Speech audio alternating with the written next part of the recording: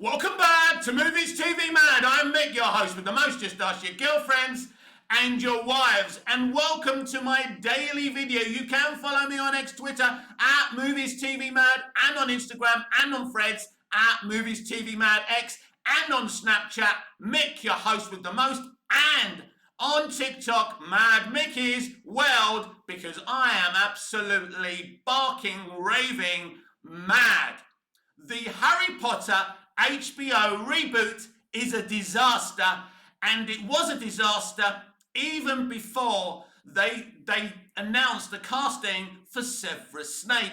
Let's not get it twisted. I never had any intention of watching this show, and Max isn't even available to me here in Ayia Napa, Cyprus. Neither is Disney Plus, so I couldn't watch it even then if I wanted to. This reboot was always ill-conceived. They have 8 movies, a bunch of actors they could have continued this franchise with on cinema. Instead, they've hijacked the Harry Potter franchise, taken the potential away from a continuation. The Harry Potter movies averaged from $1 billion to $2 billion every single cinematic release, but instead they decided to hold it hostage, reboot it, and have it on their dying streaming service. One of the dumbest decisions of a studio that keeps on making dumb decisions I've ever seen in the history of this industry. So what is the motivation behind this reboot? Well, they told you it was to be more accurate to the books than the movies were, to give you pages, scenes and characters from the books that the films didn't give you. Ultimately, did we lose out in the films because we didn't get those moments? Absolutely not. Are the films accurate to the environment and atmosphere and the story Joe Rowling was telling? No. Joe Rowling held them to account during each one of these movies. Joe Rowling is so tough and so strong. Even though she sold the rights to WB, she policed them. She made sure that they didn't sacrifice her vision in the books, which was great. I love those films, but New Hollywood are triggered by those films because there's not enough representation and inclusion in the movies. It's the same reason they keep on crapping on the Friends sitcom, because they see 5 white straight actors and it really upsets them and triggers their extremism. And that's what's behind this motivation of this Harry Potter reboot, right? Because, and you know what's crazy about this? It's that people are surprised by the casting of Severus Snape. Why are you surprised? Well, they said they were going to be accurate to the books, and you believed them? I don't think you need to know this industry as deeply and as accurately as I do to know that you can't trust these people. I've cancelled my subscriptions of every single streaming service because I don't want to watch their new crap anymore. I'm supporting the physical media I have in my collection, watching old movies from 5 or 6 years ago, because every time they make something, it's the same thing. They're only interested in rewriting history, reboots, adaptions. Nothing original comes from their lazy, creatively bankrupt minds. They speak about this version of Harry Potter being more inclusive and supporting more representation. There is no representation, genuine representation and inclusion in the entertainment industry. They have a closed door policy. They have a 2 cultural rule policy, right? And unless you're part of those 2 cultures, you ain't getting in. And even when a casting or they employ someone at, studio level who looks diverse, they still have that special entertainment DNA. You know what I mean? So there's no genuine representation and inclusion in the entertainment industry. So it's all BS anyway.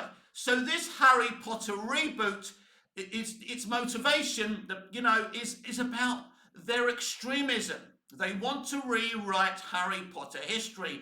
It really annoys them that Harry Potter was played by a white actor, that Hermione was played by a white actor, that Ron was played by a white actor, and that Severus Snape was played by a white actor. So what's going to happen now is you're going to get a flashback probably of James Potter, who's probably going to be played by a white man, bullying a black guy, because that's part of their extremism. That's what they want to show you.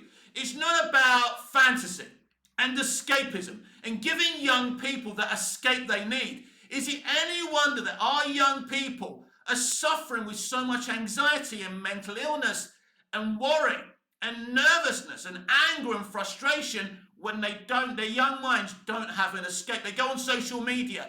It's about the real world. They watch a film, right? Or they watch a TV show. It's about the real world. There is no escape for our young people because this industry doesn't want them to escape. They want to hypnotize them to their way of thinking. I've never seen an industry with so much propaganda and extremism in my life.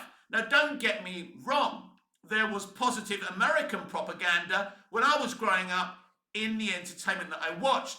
But I'd rather watch a bunch of lunatics waving the American flag and saying, God bless America, I'm not a nationalist, by the way, than seeing the propaganda we're seeing today. And that's what's behind the casting of Severus Snape. But this is how dumb these people are. You had 8 movies with a ready-made, brilliant cast and production team. All you had to do was continue the saga. Harry Potter is with someone. I can't remember in the end of the film. Yeah, he has a kid, doesn't he? He has one or whatever kids, right? And I'm not sure about Ron and Hermione. They probably had kids as well. I can't remember. It's been a long time since I saw the movies. But even if you can get Dan and Emma back, right? And Rupert back, you could have made the continuation about their children. You could have had cameos with Dan now and again. I'm sure the original actors, at the very least, would have been up to doing that. Who made the decision to have a reboot? Because very interesting, because right-wing activists think that Jo Rowling is on their side. She's not. She's a left-wing, right, feminist.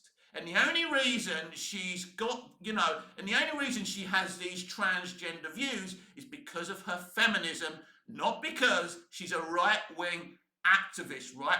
She doesn't care if girls decide to be men. She's only concerned about men wanting to be women, right? Because she's a feminist. But that's neither here nor there. Her trans views don't touch me at all. And a lot of the things she says I agree with. She wants to protect girls and women, and there's nothing wrong with that. So I'm not interested in cancelling Jo Rowling. But a lot of her former cast members have come out speaking against her transgender views. And maybe Jo wanted a little bit of revenge. Let's reboot it so those effers don't get a chance to be in Potter ever again. I don't know.